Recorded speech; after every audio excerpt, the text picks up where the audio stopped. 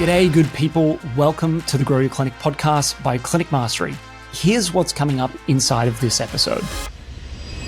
This episode will be right up your alley if you're looking to be more profitable without losing quality of your client's experience. We're diving into running a clinic with zero admin team members. And trust me, you'll want to hear Mick's take on how your hiring has led to your current team culture. Plus, stick around for when we discuss how therapists can be doing more admin without burning out.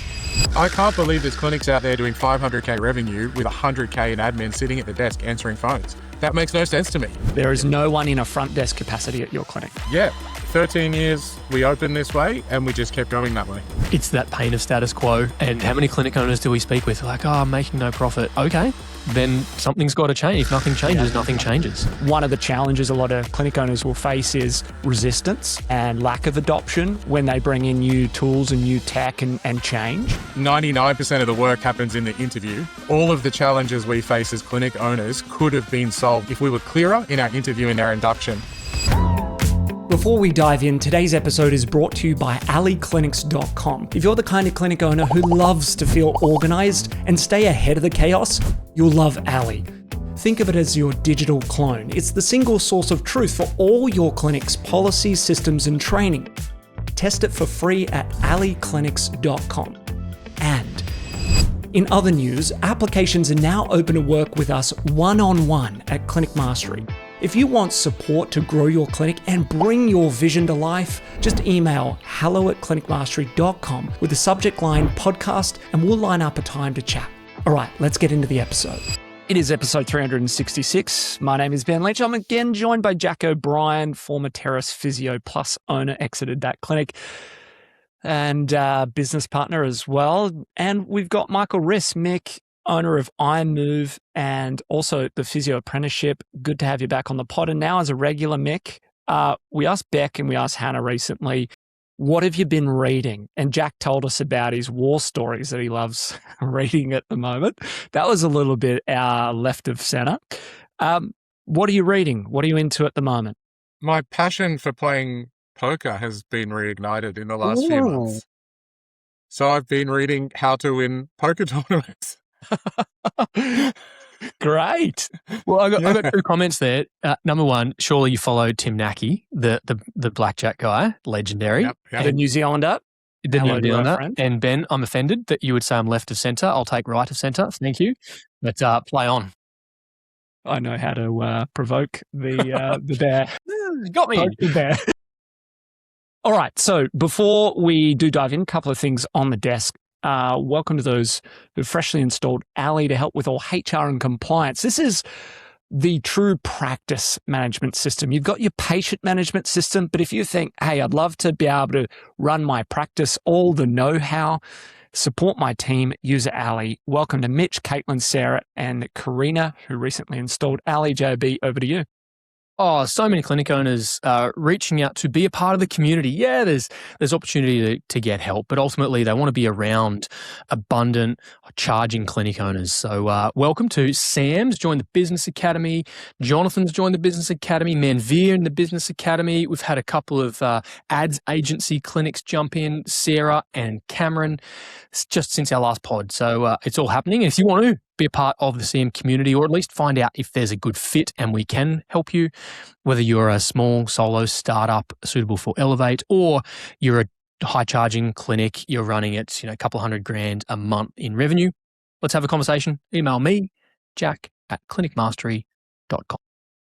Perfect. For those members that are tuning into the pod, as you look to reassess your financial year, how things have gone, a great opportunity is to say, how am I going to lean into the support that I have at CM in the new financial year to achieve some of our goals? For those non-members, as you assess the situation of where you finish up at the end of the financial year and go, hey, love to do better next year.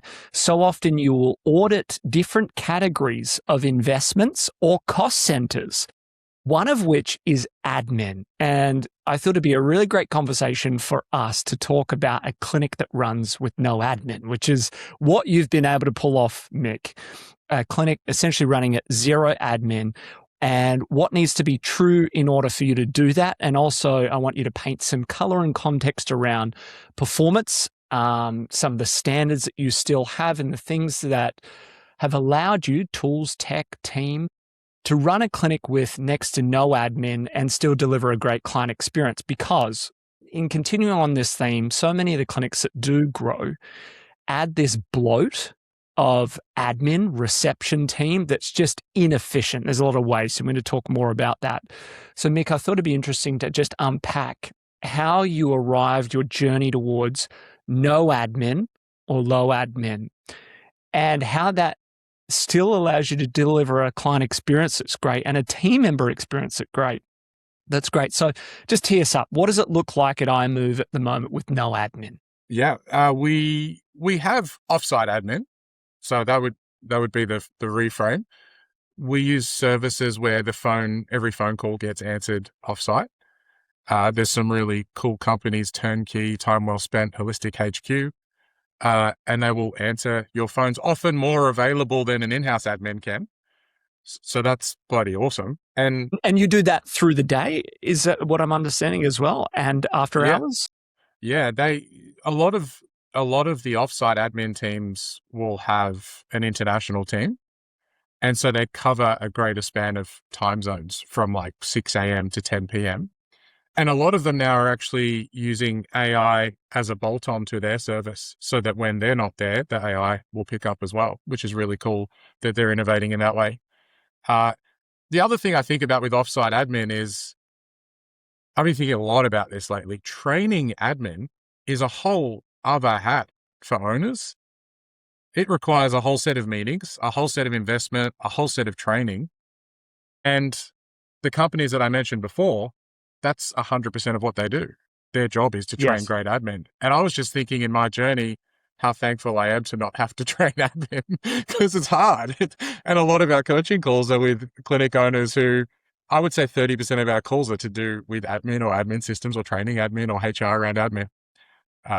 So that's the offsite answering service. Like to that question or to that point, Mick, though, it's not that your admin team that you engage are not being trained. It's just that you're not doing the training. You're effectively paying a third party to train them as specialists, right?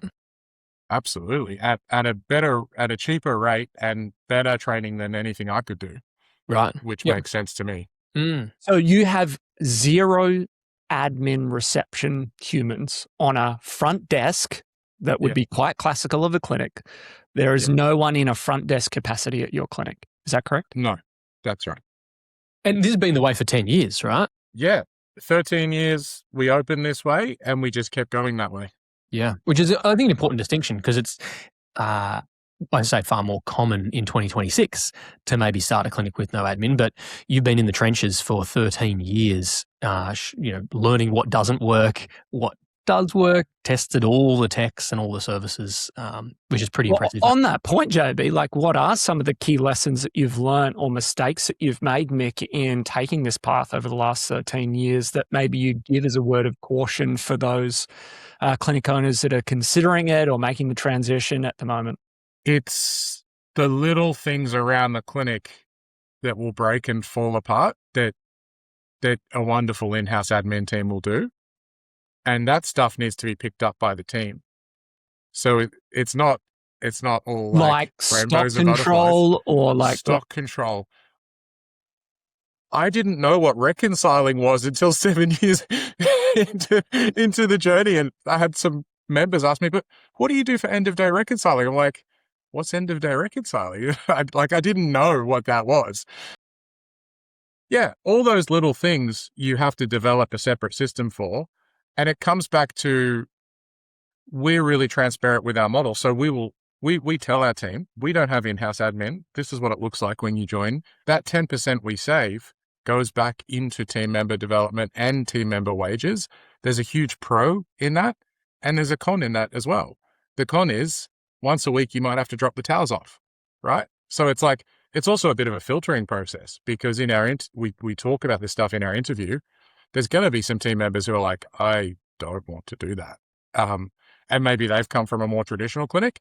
And there's other team members who are like, oh, that extra 10% that goes into my CPD budget or the extra 10% that goes into my wages, absolutely happy to do a couple of those things around the clinic.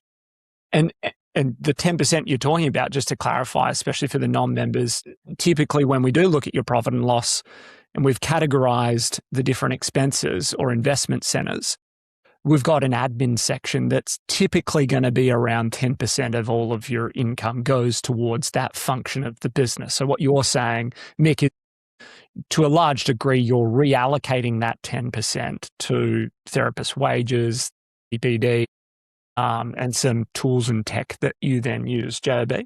Yeah, I think this is a really important conversation because, I'm, as much as anyone, interested in, Mick, your personal story and your personally owned clinic. But more broadly, when we think about these concepts, we're in a space where practitioners, particularly physios, but all allied health practitioners are, demand is perhaps a bit strong, but requesting increased salaries. And so how many clinic owners are pulling their hair out thinking, I don't have a spare 2 cents to rub together. I'd love to increase their salaries, but I just don't know how. This is possibly a solution, but it doesn't come without consideration or consequence. Like there's some discretionary effort required. Pick up the towels, replace the toilet paper, pick up a vacuum from time to time. And, there might be some clinicians who would rather say, no, I would be happy to work at, 90, 95% clinical utilization. I don't want to do those discretionary or non-clinical tasks. But this is a creative way of how we can help practitioners earn 100, 120, 140 grand a year, essentially reallocating some of that admin budget. Right, Mick? Yeah, 100%. It's worth pre-framing where you are in your journey. I think if you're startup, you probably would start without admin. Most do. If you already have an amazing admin team, I'm not an advocate for getting rid of your amazing admin team. And when you walk into a clinic and there's an amazing front desk admin team, it feels completely different and it feels welcoming and it feels like you're coming home. At least that's the feeling a good admin team should give you. And I don't advocate that you listen to this and then start culling your admin, but I think you can reallocate some of their hours as well to get a bit smarter around your P&L. Well, it's interesting because, Jack, to that point of, if we have a therapist and we take them offline doing billable activities, it's kind of like only they can do that. Like an admin can't do the billable activities for the therapist. And that therapist could bring in, $200-ish per hour, and we're going to substitute them to do what is maybe a $20 an hour task. How do you reconcile making those investment decisions? I take it your point is not to go, if you've got a big admin team, go to zero.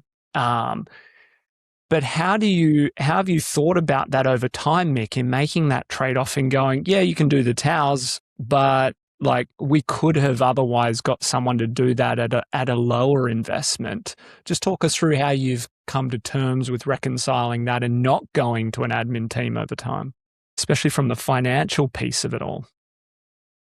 I've never thought that deeply into it. I've just always appreciated, I know our therapists are paid more as a percentage than their peers. Yep. And I know the investment we can put into our CPD, and I know we've got a really long tenure. So I'm just putting those things together and accepting there would be losses, that each of those therapists could have seen an extra 1 or 2 patients. But there's an acceptance because I look at the greater costs, and maybe I need to go into more detail. But to me, if I can keep therapists for 4, 5, 7, 9 years, we see so many clinics out there struggling to do that and so many clinicians struggling with their pay. So whilst I haven't gone into detail, my gut or my energy or my feeling tells me that the way we're going seems to be the option. I think a good way to think about it too is, no clinician is 100% utilized. That's the reality. And so there is gaps in their day, whether it's because we haven't filled their books or, cancellations, DNAs happen. And so in some regards, clinics without admin are capitalizing on that time, or, putting that dead time to use. Perhaps another way to think about it, and we ran a hybrid model at our practice. We had 5 locations, 2 of the key ones had admin and 3 had zero admin, perhaps not to the same extent as mixed clinics, but that's how we functioned. And for part of the recruitment or part of the attraction conversation with team members was, there's an ability to earn a little bit more in this space because we are minimizing our admin costs. but it's an opportunity for a bit of a brain break for you in your day. Yeah, there are plenty of clinicians who, I'll tread carefully with how I use quotation marks or otherwise, but this perception of burnout when my full week is spent seeing clients, well, there's a way that a portion of your week can be non-client facing in this capacity. And so that, I'll say brain break, yeah, the ability to do non-clinical tasks for some personality types or some ways of thinking is a really great, gear shift for them in their week. Wouldn't you want them doing a little bit more activities that generate future clients? As an example, we've talked about writing blogs or doing content, think partnership stuff that is the variety on that maybe face-to-face clinical work that, again, maybe pretty much only a therapist can do, instead of doing some of the admin functions. I'll let Mick speak to the partner, but my quick response to that is, who said admin and client experience work isn't revenue generating? There's a limiting belief in clinic owners to think, the admin work or creating a great experience or nurturing my client base, doing some recalls, that's experience generating, that increases PVA and rapport, improves rebooking rates. So this stuff is valuable in a commercial sense. Well, it's a good point. You're essentially going, what does the admin function do? And what are the tasks and responsibilities? And definitely there's a section of that would be attributable to, NPS, customer satisfaction, client satisfaction, rapport, et cetera. And then there's a bunch that are just like, as you said, doing the towels. So I jumped in there, Nick, but what's your take on all of that? I love your point, by the way, around the principles behind your decision, which we want to come back to, because that was essentially the theme of my previous question. Yeah, I think Jack hits on it, is like, there's just not many MSK clinicians now that want to see 70 clients a week, which would be a fully utilized week. So I'm still at the 10,000 foot view of, what if we can see between 45 and 55? What if we can charge more for our high value service? And in charging more and not having admin, we can pay 45% instead of 38%. So now the clinician has a higher percentage, a higher revenue, a higher billing, they're seeing less clients, and they have these brain breaks. So again, I think of it more at that level than the micro, and it's been successful so far. It's super interesting because the three of us have discussed and debated different things at various times, especially around the length of stay, length of tenure of team, the exiting of team members. And it seems as though all the things that we hear, whether it's like the APA, workforce report and, sort of similar comments and posts around, often point to people leaving the profession due to, being burnt out or having too much workload. At least that comes up as a key reason, as well as not being paid particularly well, at least in their minds, for the work that they do. I realize there isn't a silver bullet, but just talk us through at least your experience, Mick, with being able to keep teams so long in their career whilst managing, quite a varied caseload / workload when they've got admin stuff. You don't find the team coming to you saying, we don't want to do this? Is that just because you've pre-framed it at the beginning? They know what they're getting into? Yeah, I think there's a lot of things the team over time have come to us and said, I don't want to do this. But that to us has just been an opportunity to refine the model. There's almost any service you can pay for: pick up, drop off, delivery, ordering, automation, Woolies orders. So yeah, there's certainly been a lot of that stuff that happens over time, but it's just a way to refine the model. Like what? What have you changed over time specifically? Is there a new tech, AI or software or ordering process? Yeah, what's evolved? Self-check-ins evolved immensely. Digital payments have evolved. So now when someone walks into the clinic, I'll go before that. Your confirmation and text reminder now has a video saying what to expect when you walk into the clinic. And that's something we didn't have 12 years ago, but now a patient knows exactly what to expect when they walk in the clinic. So we say, thank you for choosing us for your health. We don't have traditional admin. when you come in, you'll see the iPad, you can check in, fill out your patient form. It saves time and paper, and then take a seat. Your physio won't be long. So patients know exactly what to do. They come in, we use finger ink, so they go to the iPad. And what that does, this is a way that our therapists get more time back. Finger ink is wonderful digital form. It almost does the whole subjective part of the consult for you.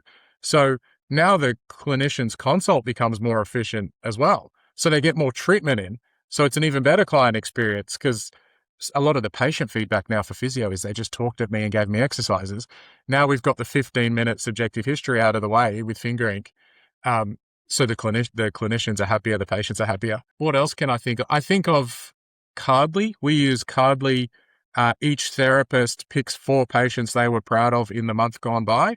And we have handwritten cards that go out to patients every month saying, "Hey, Ben, just wanted to acknowledge how hard you worked to get your knee right and back on the soccer field again." So all of these automations can beef up the client experience in place of having smiley face at the front desk. What's your process then, Mick? What are some of the systems that you've set up to make this feedback reach you or the relevant decision makers in the clinic to find the improvements? Is it, just Slack channels? Is it meetings? Is it all async? How do people in the team actually bring problems to you and propose solutions, or at least give you then the opportunity to go research and find solutions? I think we adopt radical candor, right? Like, we want to know as soon as you know, as soon as you feel it, tell us. So our Slack channels are pretty active. Our quarterly or thirdlies forms have a space for the admin processes where we want to know anything that's come up for you in the last quarter. And just can I double click on that? Channel some chamath there. Tell me more, like, how do you actually frame that without it becoming a whinging fest? And maybe there's a whole bunch of cultural stuff that you've done, as you said, on radical candor, etc. Are you pretty intentional about the wording of that, the framing? Just how do you do that? Some of the questions in our thirdly form will explicitly say, what are your solutions to said proposed problem? So we're trying to teach the team that they have to come with the solutions. And we're always pretty clear after our quarterlies or thirdlies, if there's been a batch of feedback that's similar, that we can only focus on 1 or 2 things a quarter. So, like, we've heard you, we love it, we're going to focus on these 2 things. I think that's important as an owner, acknowledging there's lots of feedback, letting the team know there's lots of feedback. We're going to tackle these 2 things first. I like it. And the last part is induction. Whenever we induct a team member, I've found that's a great time to get feedback on your systems and rhythms, and particularly in a no admin or a low admin clinic, that can feel like a lot for a new team member, especially if they've come from a clinic with admin. So they'll often identify some opportunities for us where we can make things efficient or have a better system. Again, how do you do that? Is it just a case of, hey, we run things like this, let us know when there's a problem, here's the Slack channel for where you send it? Do you have more structure or, rigor around that? That might be enough to do the job, but how do you do that with a new team member? Our communication rhythm is pretty frequent, so that I'm still chatting to most team members every fortnight. And then every fortnight we have a systems all-in team meeting where we're talking about what we're rolling out. So we're rolling out finger ink this week. This is what it looks like. This is how it works. We're rolling out health this week. This is what it looks like. This is how it works. So there's a lot of communication rhythms where this comes through. That's a really key takeaway, I think, for clinic owners listening along. We sometimes have this limiting belief that only our meetings with clinicians should be clinical or professional development oriented. But you said there, Mick, if I heard correctly, you've got a standing systems meeting that touches on systems with clinicians. Yeah, we have a standing systems meeting. We have a standing partner work and community meeting. Just going back to your point of our clinicians are nowhere near 100% client-facing utilized because we think all these things are high value. A really interesting reframe for clinic owners thinking, how do I not get the most out of is perhaps the wrong way of thinking, but optimize the output of my clinicians. It's not just that, necessarily not just the face-to-face client-facing work, but we can get the most out of them in a broad domain. Yeah. I can double click for you, Ben. We have about 3 to 4 hours in the diary time blocked to non-patient tasks, which would represent 6 to 8 half an hour time blocks. And in each of those half an hour time blocks is a specific task with a specific list of things that the clinicians will do. And those have changed and molded to the business needs over the 12 years. So really our therapists only have 34 hours. Let's take away some cancellations. Let's say it's only 32 hours. But even if they were completely full in 32 hours, 64 patients, that's enough. In my business model, 64 patients a week per clinician is more than enough. And it's enough because we don't have 10% admin fee. So, Yep. So we can sustain that model. And that's still 80% of their week, right? Yeah. And so they're not going to get, quote, burnt out because they're not overburdened. 64 might sound like a lot to some or not many to others, but the point is that we're managing utilization in a sustainable way while still making sure our business needs are taken care of and are sustainable also. I think you've probably done a heap of stuff, Mick, on the cultural piece and getting people aligned on their attitudes towards change and tech and your model. But I'm interested in maybe some of the things you feel have been most impactful in creating an environment where your team are really open to change. And correct me if I'm wrong if they're not, but one of the challenges a lot of clinic owners will face is resistance and lack of adoption when they bring in new tools and new tech and change. So I'm interested in some of the things you feel have been really impactful in allowing your team to embrace change so regularly. The older I get in business, the more I'm realizing that 99% of the work happens in the interview and the induction. And all of the challenges we face as clinic owners could have been solved if we were clearer in our interview and our induction. Introducing new rebooking standards to a 5th-year clinician is impossible. But if you've said this is how we do it from the interview to the induction, the resistance melts away because you've been clear with your standards. And most of the time when our team's resistant, it's because we've moved the goalposts as owners. We've gone to the CM Summit and seen how good Marcio is. And then we come back to our clinics and we're like, cool, we're going to do it this way now. And our team's like, what just happened? That's really hard for any human to change behavior mid-tenure. So the admin pre-framing and constant change is in our interview and our induction.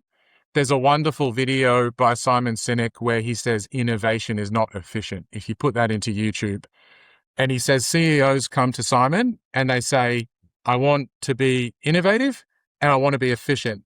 And he laughs at them and says they are two completely polarizing and opposite goals. If you want to be efficient, you do the same thing over and over and over again for year on year and year, and you never change the process. If you want to be innovative, you're going to be changing things every 2 weeks. You're going to be breaking things. You're going to find out things don't work, and then you have to move to another thing. So innovation is one of our core values. And that comes up in interview and it comes up in induction. And I speak to the pros and cons of innovation. We've got the latest tech. We move fast. We use finger ink. We changed from Medipass to Tyro to Health in 6 months. We're trying new social media every 2 weeks. That's fun. It's innovative. But it's also tricky. You have to change. The only constant is constant change. Right? So, but that's going to speak to a certain clinician. Totally. And it's going to deselect another clinician. Like that sounds like hard work for a lot of people, but people who like innovating and moving fast and like tech will be attracted to that. How many does it deselect? I think most. I think we have a unique high performance culture we have quite an innovative culture and we've attracted our tribe. But I'm envious of clinics that have, the grass is greener. Like I look at clinics like my wife, Sarunga, like old school clinic, All the clinicians do see 70 patients a week. They have front-facing admin. They don't do any of this innovative stuff. And I'm like, why am I doing all this innovative stuff? That's just a great clinic that's working. So yeah, there's pros and cons to every model. And I love that. That's fun. You would lose your mind in a clinic like that, if I know you correctly. And this is the point, right, is that clinic owners design something that is in alignment with their expression of how healthcare should be. Yeah, I love that. That speaks to who you are. It speaks to your soul. If that's what lights you up, you should be building your business that way. And there's many ways to be right. This is, I think, adminless clinic is one way to be right, and old school paper notes, 20-minute appointments with interferential can be right. Well, maybe not interferential, but the point is that there are many ways to be right. Absolutely. It's a great framing. And I think probably the thing I was interested most to talk with you about today, Mick, was that extreme version of pretty much no admin. Of course, you've got the offsite admin answering the phones, helping with bookings and perhaps billings. But for so many, the opposite is true. They have probably bigger than they need to admin teams that are inefficient, they're bloated, and they feel like they've grown, but there's all this added weight and complexity in their business. And it's an area, of course, you could look at it as a cost and an investment to say, actually, what if we entertain going to no admin, even if it was just for the mental exercise, to stress test your current business? Like, what would need to change? What would need to be true in order for us to have the iMove model? I think that just gets you starting to think about what things maybe am I settling for at the moment that I just, to your point, Joby, it's just like, well, this is just the way it is. And what I love is we've all commented on, notably around practice managers, but this extends into reception team members. Mick, you put it beautifully, that feeling of coming home. When you truly have and have invested in a quality admin team, it really does change the game of how your clinic operates and runs. But we know that's not true for so many clinics. It's almost like I'm just filling a position because I need someone on the front desk. And even to your point of recruitment, maybe it was more in the vein of therapists, but same is true for admin. I love that it's another one in the bucket of your recruitment is one of the most valuable things you can do as a clinic owner. The rigor that you have around your recruitment solves so many of the second and third order problems that you have with your existing team. That's why we keep harping on about what's part of your recruitment ecosystem. What is your screening? What is your structure around recruitment? I think most people will just go, we have a need for a therapist or an admin, put up a job ad, find who might be the best in that moment, and then we go from there. So I love the fact that you're stressing that once again.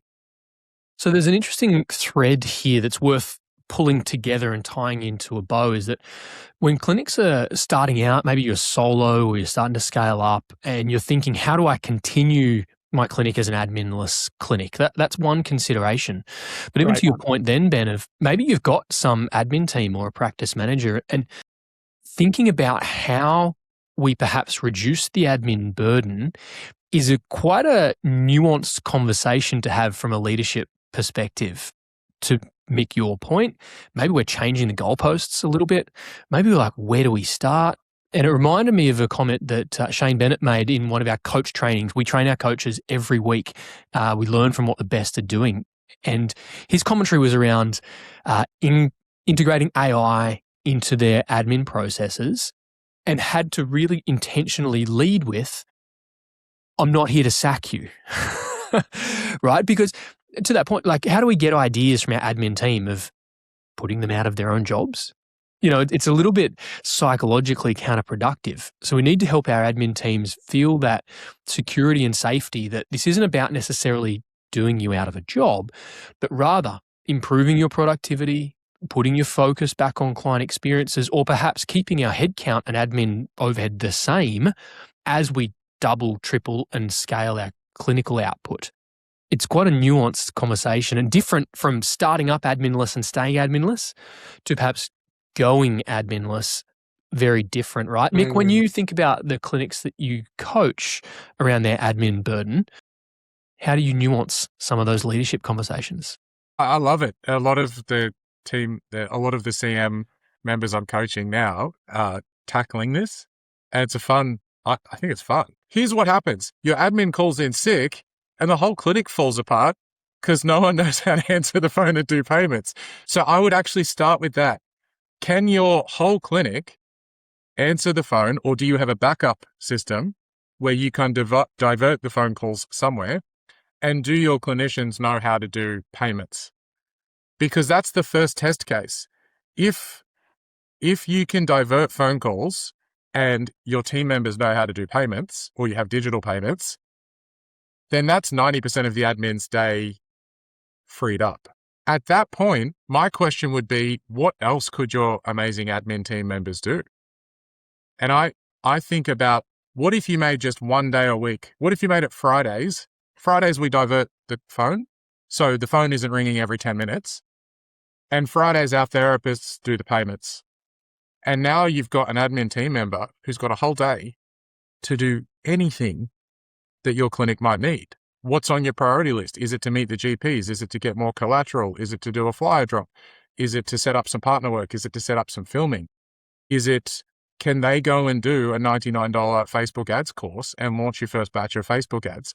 So I wonder if your admin can be revenue producing.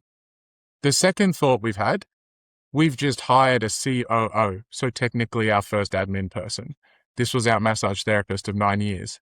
We were looking for someone. We wrote a position description who's innovative, who knows tech, who knows health, and who knows our business back to front more than we do. And it came from inside. We interviewed all these people. And they're like, what about Mike, our massage therapist? So he's now our COO. I think if you diverted phone calls and got payments sorted, could your admin act like a COO? And what Mike is doing for us now is he's rolling out other clinics. Like, Mike has been our expansion plan. Your PM or admin knows so much about your clinic. I wonder if they could roll out a clinic. Could they have a profit share in another clinic? So that was really wild, big picture thinking, but starting with what happens if you turn the phones off on Friday. I think, yeah, it's fun. That's a world of possibilities. I love that reframe of like fun. It's true, because we're business is a game. It's the great game of business. And yeah, there's serious things that we need to be serious about. But it's also experimenting and innovating and testing and measuring. And it's, we're all scientists by very nature. We're running experiments and hypotheses. And, I'll throw out a few shameless plugs here. Nothing in it for us. But, Ava comes to mind, the AI phone reception. How many clinics are talking about AI phone reception and have not got the gumption to press the button or pull the trigger? Maybe just do it for Fridays. Or maybe you're thinking about health and how do I integrate in payment systems? Well, maybe you could do it for Fridays. Maybe we just test it in one clinic or for a couple of hours. Play the game, because there's asymmetrical risk and reward here. There's a good chance it will work, but it's unlikely that it's going to be catastrophic. So give it a go and break some things that aren't mission critical to our business. What I love as well about that is the constraint-based thinking, because so often people are like, maybe I do need to let go of half the admin team and that's going to cause a lot of challenges and, so on and so forth. And this is a big project. But actually the answers come from asking good questions. And that is a constraint-based question. To your point, Mick, even if it was part of the mental exercise and it was like, what if we turned off the phones on Friday? What could our admin otherwise do? Or what if we did decrease the admin by half, or half the team quit, if you want to reframe it in a different light? What if half the admin team quit? What would we do? How would we use this opportunity to, be more efficient? I've found more and more a reasonable frame of reference is my default assumption is you're inefficient in your job. I think if I stood over your shoulder, you stood over mine for a week, you would go, why on earth are you doing it like that? Whatever that is. And you figured out something useful. So my default assumption is, and that's not to unfairly judge someone or say you suck. It's like, it's likely you've just developed a bunch of patterns and habits that are actually inefficient, that if someone else jumped in your seat, they would do it differently and probably do it better. My job is to find out where you're inefficient and figure out, okay, to your point, Mick, coming back to the systems, is this something we need to do at all? If yes, okay, then look to optimize it or be efficient, or in your case, innovate and add something different or something new into the fold. And I think coming back to outcomes is perhaps the most useful anchor point. Is like, are we trying to improve the show up rate of our new clients? Because I don't know, our instructions are pretty poor. Like you said, we've got the video and the SMS, etc., or they show up late all the time. Are we trying to improve the net promoter score post visit 1? Okay. What would we need to do? What is the least amount of things we need to do? Are we trying to improve our rebooking rate? Okay, then what do we do? I think so much of the admin bloat comes from, we need a system for this. Why? Oh, because it's taking us too long. Okay, and then we just add these things without actually knowing, what are we trying to affect? What are we trying to change? And we this is part of what I spoke about at the summit. Like, we just try and bolt on all these tools and tech without actually knowing what problem are we trying to solve. There's that great quote, a problem well articulated is half solved. So I think for a lot of admin teams and owners, part of that role and responsibility that you've spoken a lot about, Mick, around the CEO type role is actually being the one to articulate or clarify, what problem are we trying to solve here? And then we can work as a team to figure out what are some of the solutions, JOB. I thought you were going to quote a tech fascist there for a minute. So here's how. Do you disagree? Here's a reframe for clinic owners to think about. So many of us get a bit uncomfortable when it comes to reducing headcount or removing admin team. But the mental exercise we want to think about is, how can we grow? How can we double our output or revenue and keep our cost base the same? Because in that sense, you've effectively halved your admin. And so, maybe we're a little bit averse to laying people off. I bet you're not averse to doubling your growth. And there's a double-edged leadership challenge here, because one of the tendencies or the temptations is to increase expenses as we increase revenue. Can you be disciplined and controlled and use, that surgical precision of no more expense but double revenue? And you then have to think about, well, what's the marketing activities to attract more clients and improve my clinicians' productivity and generate more revenue? So Mick, I'm convinced that you would have been tempted to add in admin or add in additional subscriptions or add in things as you grow. What have you said no to, or how have you navigated that constant magnetism to add more bloat? Oh, I haven't felt that at all. It might be the old immigrant background, but I'm just like, that's a waste of money. I'm not spending on that. There's a software that can do that. Yeah, okay. So that's interesting, right? Because there's that default mindset of no. Unless there's a compelling case otherwise, we're gonna bootstrap this thing on the smell of an oily rag. Yeah. Yeah. I've had that as we've scaled and as we've gotten bigger, and resourcefulness. It's how resourceful you are. How do you keep resourcefulness when maybe there's more cash surplus? The old adage of success breeds inefficiency. How do you keep that, to quote Hamilton, young, scrappy and hungry kind of vibes? Yeah. I love that. I love it. It's in our induction, the quote from Tony Robbins. It's not your resources, it's how resourceful you are. So that, again, in our induction and our interview, my first question is it producing revenue? I can't believe there's clinics out there doing 500K revenue with 100K in admin sitting at the desk answering phones. That makes no sense to me. We spent 40K on Facebook ads last year, and we got 7 to 10 new clients every single week for every one of our clinics. And someone else out there is struggling to feed their family because they've got a 100K admin bill on 500K rev, and they're not doing Facebook ads. That's not a magnetism to what's out there. That's just that's not even a question in my brain that comes up. Because maybe there's clinic owners who just went, oh, he's talking about me, but I can't see a way through. How can you help them see a way through? It's got to be pull motivation towards the thing that you most want as a clinic owner. What's the thing you most want right now And it will come down to one of those goals. Do we need more new clients? Do we need more revenue? Do we need to reduce expenses? If that problem is big enough, painful enough, you need to either do what you said, Jack, which is cut your admin team in half, which we're not going to do and I don't encourage, or figure out a way how we can keep all those amazing humans in the team but double our revenue. And that's totally possible. Enroll your admin into a Facebook ads course and a Google ads course and an SEO course and an email and texting course and a ManyChat course and get them to do that. It's that pain of status quo. And how many clinic owners do we speak with? Like, oh, I'm making no profit. Okay, then something's got to change. If nothing changes, nothing changes. But what I love about this conversation in particular, and you said, JB, there's many ways to be right, which is really quite true. I think probably the thing that we notice is that often clinic owners don't spend enough time actually thinking through some of these decisions in a way that aligns with their principles or their view of the type of clinic that they want to build. And so what I love about a number of these questions that we're asking and provoking, whether it's, what would need to be true if we kept the admin dollar spend the same but doubled revenue, or what if we cut our admin team in half? These are all questions that I would encourage, if I'm working with the clinic owner, actually to think through, perhaps if you want to do it rigorously, right through, and actually explore the decisions with a level of rigor.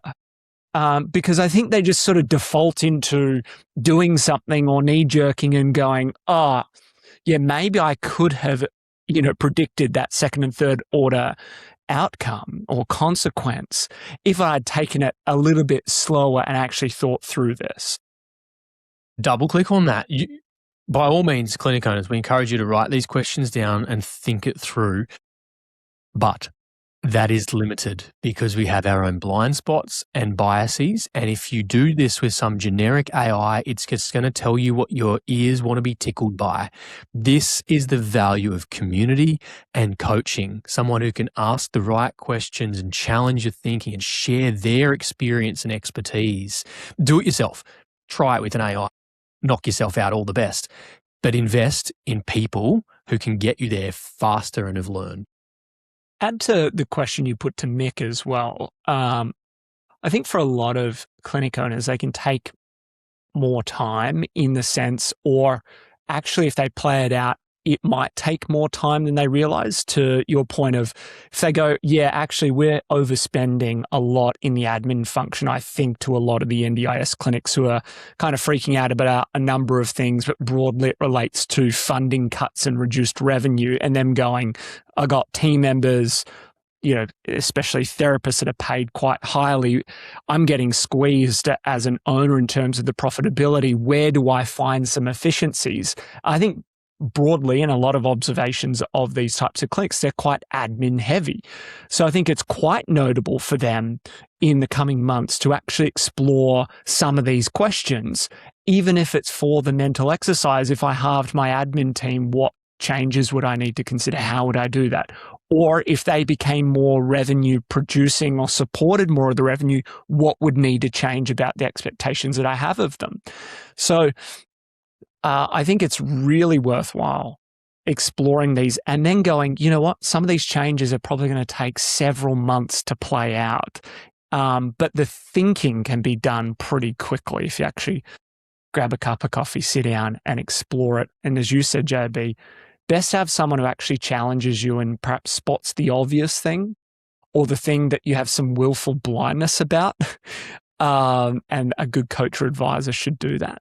Mick, for those clinics that maybe are on the bigger size, they do have this bloat in their admin team. Are there any sort of areas that you would suggest that they start with? They go, I hear what you're saying. I'm not going to go to effectively zero like you, but I hear your challenge to me that I'm probably letting some bloat play out in this category, admin. What do you think I should do? You're coaching me. How should I get some clarity on to what degree there's bloat, or what are the actions that I should prioritize in this area? Actions are figure out the number first. What percentage of your revenue are you putting towards admin? And if it's within that benchmark of 8 to 10% of your rev, I think knowing that number first is a helpful starting point. And the action here, to be clear, is I would not encourage you to reduce your admin hours. I'm encouraging you to say your admin person is the most important person in your business. And that can be like another owner. Your admin person can be your marketing agency. Your admin person can be your referral source. So how I would start is carve out 3 to 5 hours for them where they're not doing traditional phones and payments, and give them a task from your top 3 priority list. And it's usually something to do with referrers, something to do with community, something to do with new clients. Maybe it's a training or a system that's missing. Maybe they can design part of your induction or do an induction for you.